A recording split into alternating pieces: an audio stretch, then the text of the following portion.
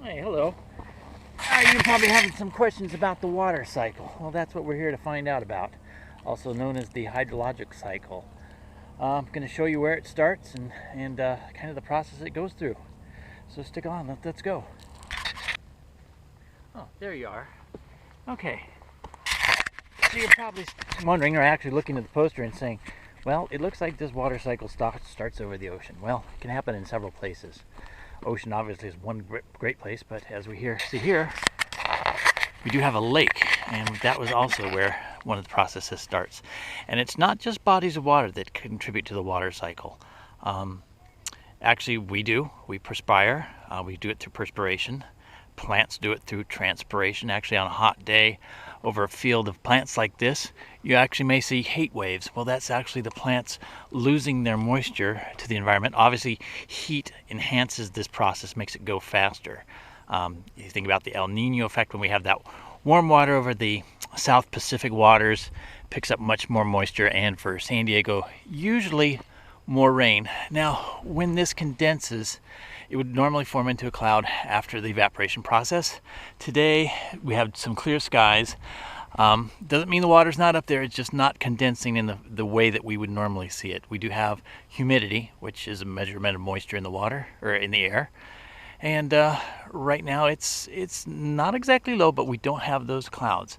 What I'd like to do is we're gonna continue on up the trail. We're gonna go to a peak. Kind of like on the map you see, we have mountains in that, I believe it's the lower left-hand corner.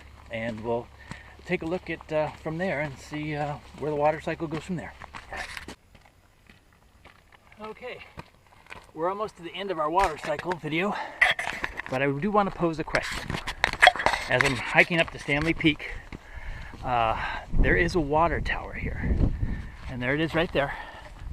And there is no water source here. But it's on the mountain or on the hill. Why would that be? Actually, if I look out to the south, I actually see 4 other tanks on the hills that probably won't come out in the video.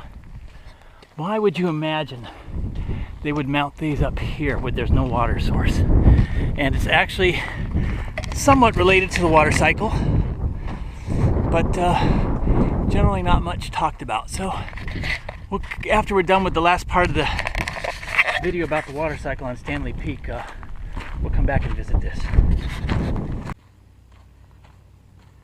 Alright, well, this will be the last segment of our water cycle video. There'll be a short bit afterwards about the tower, but this isn't where the water cycle ends, even though it's the last part of the video.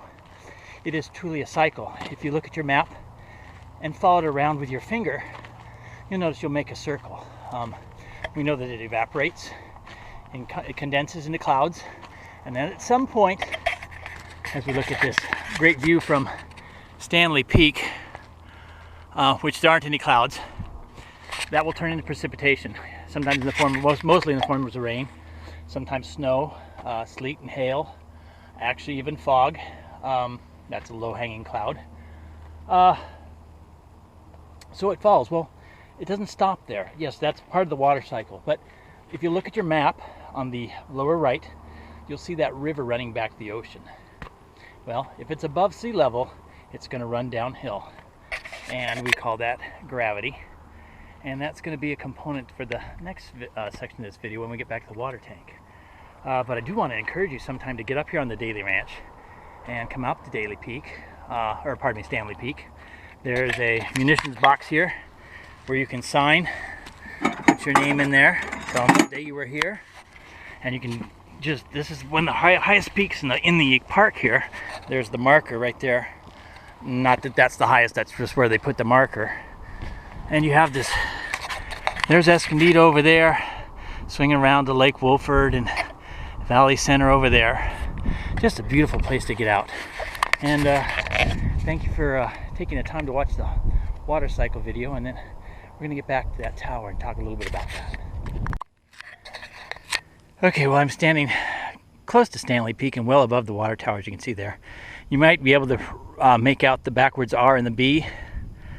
Even though this is Escondido, at one point this actually wasn't part of the Rancho Bernardo Ranch, but the gentleman who constructed it did put the initials Rancho Bernardo on that The reason it is up so high when there's not a really water source about it, if you think about it, if the electricity goes out at your house, does the water stop running?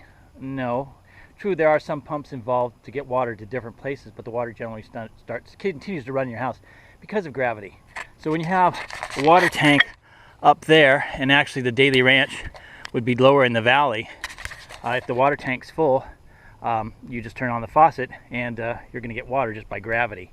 And that's why you'll see a lot of water tanks up on the hills just by the simple principle of gravity. And the water cycle uses that too. It comes, obviously it rains anywhere above sea level is going to get back to the sea, or as we showed you earlier in this video, Dixon Lake, which may not come out there. It's also, actually, does it show up on this map? Yeah, well, that's Mallard Pond. That's actually on this property. But we are looking at Dixon Lake. So, and then of course, that process, I wouldn't really even say that it starts all over again. It never ends. It's a circle, and you can follow that along with your finger from evaporation, condensation, precipitation, and then running back to the ocean. That is one giant circle. Well, I hope you enjoyed that, and I sure enjoyed it. I love being out here. So you all have a good afternoon. Bye.